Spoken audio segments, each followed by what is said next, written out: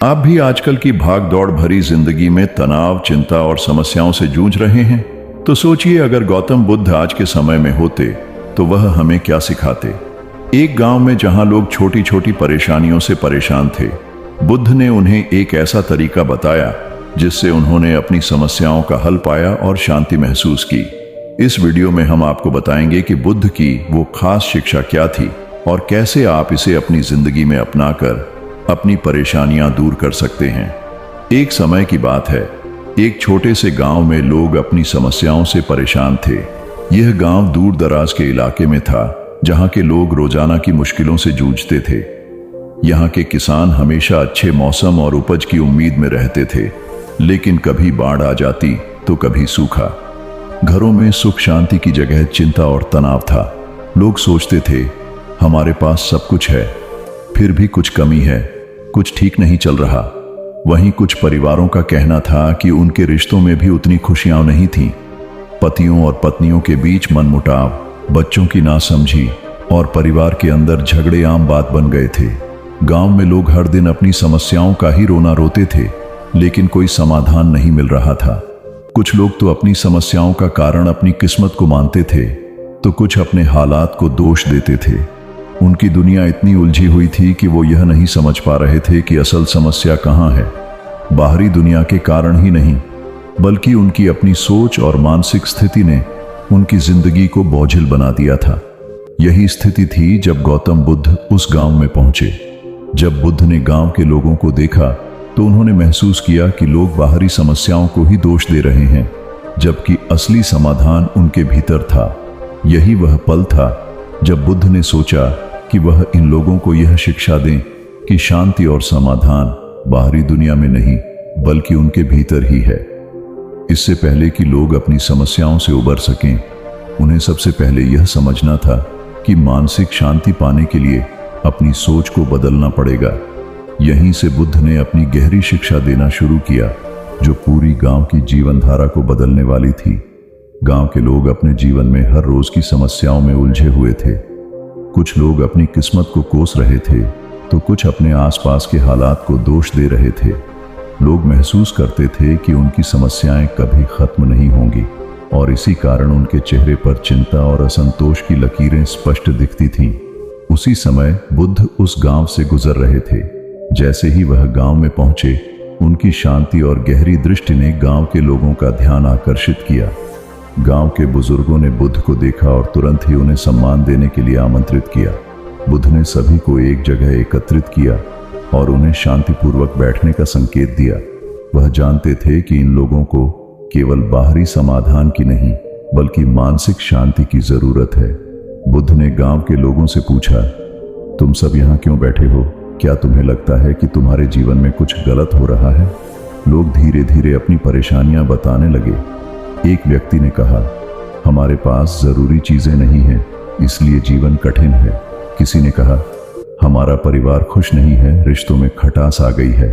एक और व्यक्ति बोला, हमारा भाग्य हमारे साथ नहीं है, इसलिए हम कोई प्रगति नहीं कर पा रहे हैं। बुद्ध शांत होकर सुनते रहे। फिर उन्होंने अपनी सरल और गहरी बात शुरू की। क्या तुम्हें लगता है कि तुम्हारे जीवन में जो भी हो रहा है वह केवल बाहर के कारणों से हो रहा है? उन्होंने आगे कहा, सभी समस्याओं का असली कारण हमारे भीतर की मानसिक स्थिति होती है। जब तक हम अपने मन को नहीं समझेंगे और उसे शांत नहीं करेंगे, तब तक हमें बाहरी दुनिया से कभी शांति नहीं मिलेगी। बुद्ध ने फिर गांव के लोगों को एक सरल कहानी सुनाई जो उनके दिलों तक पहुंची। उन्होंने कहा, कल्पना करो तुम एक यात्रा पर हो और रास्ते में तुम्हें एक बड़ा पत्थर मिल जाता है।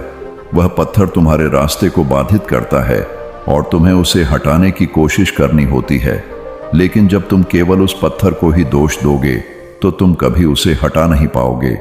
अब सोचो, अगर तुम उस पत्थर को अपनी यात्रा का हिस्सा मानकर उससे निपटने की कोशिश करो, तो वह तुम्हारे रास्ते की एक छोटी सी रुकावट बनकर रह जाएगा। ठीक उसी तरह तुम्हारी समस्याएं भी केवल तुम्हारी मानसिक स्थिति का हिस्सा हैं। अगर तुम उन्हें अपने मन से जोड़कर ही देखोगे, तो वे तुम्हारी यात्रा का हिस्सा बन जाएंगी और तुम उन्हें आसानी से पार कर सकोगे। यह सुनकर लोग चुप हो गए। बुद्ध ने आगे समझाया, अगर तुम अपनी समस्याओं को केवल बाहर की परिस्थितियों से जोड़ोगे तो तुम कभी समाधान नहीं पा सकोगे। लेकिन अगर तुम अपने मन की स्थिति को समझकर उसे शांत कर सको तो तुम्हें कोई भी समस्या बड़ी नहीं लगेगी। बुद्ध ने अब गांव के लोगों को यह समझाना शुरू किया कि असल शांति उनके भीतर ही है और इसे पाने के लिए उन्हें अपने मन को शांत करने की जरूरत है।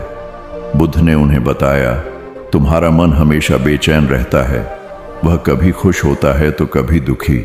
तुम जब तक अपने मन को शांत नहीं करोगे तब तक तुम्हारी समस्याएं खत्म नहीं होंगी। बुद्ध ने ध्यान की महत्वपूर्णता को समझाते हुए कहा, ध्यान से तुम अपने भीतर की शांति को पा सकते हो। जब तुम एक जगह बैठकर अपनी सांसों पर ध्यान केंद्रित करते हो तो तुम्हारा मन धीरे धीरे शांत होने लगता है, और जब तुम्हारा मन शांत होगा तो तुम्हें जीवन की कोई भी समस्या बड़ी नहीं लगेगी। गांव के लोग ध्यान के बारे में पहले बहुत कम जानते थे, लेकिन बुद्ध की बातों ने उन्हें उत्साहित किया। उन्होंने ध्यान को अपनी दिनचर्या में शामिल करने की शुरुआत की। दिन के कुछ समय के लिए हर कोई अपनी आंखें बंद करके अपनी सांसों पर ध्यान देने लगा। यह बदलाव धीरे धीरे उनके जीवन में नजर आने लगा। कुछ ही समय बाद गांव के लोग अपनी समस्याओं को बेहतर तरीके से समझने लगे थे। उनकी मानसिक स्थिति में बदलाव आ चुका था। उन्होंने महसूस किया कि जीवन के कठिन समय में भी अगर उनका मन शांत रहेगा तो वे किसी भी समस्या का सामना आसानी से कर सकते हैं। अब बुद्ध ने गांव के लोगों को जीवन में संतुलन बनाए रखने के महत्व के बारे में बताया। संतुलन की बात करते हुए बुद्ध ने कहा, न ज्यादा मेहनत, न ज्यादा आराम, न अधिक तपस्या, न अत्यधिक भोग। जीवन में संतुलन बनाए रखना बहुत जरूरी है। उन्होंने उदाहरण देते हुए समझाया, मानो अगर तुम हमेशा ज्यादा काम करते रहोगे और कभी आराम नहीं करोगे तो तुम थक जाओगे। लेकिन अगर तुम आराम करने में ही खो जाओगे तो काम नहीं कर पाओगे और तुम्हारी जिंदगी में कोई दिशा नहीं रहेगी। बुद्ध ने कहा, इसलिए अपने जीवन में संतुलन रखो।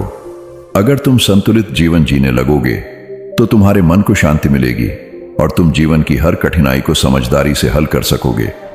गांव के लोग अब यह समझने लगे थे कि अगर वे हमेशा संतुलन बनाए रखेंगे तो उनका मन स्थिर रहेगा और जीवन की समस्याएं उन्हें उतनी बड़ी नहीं लगेंगी।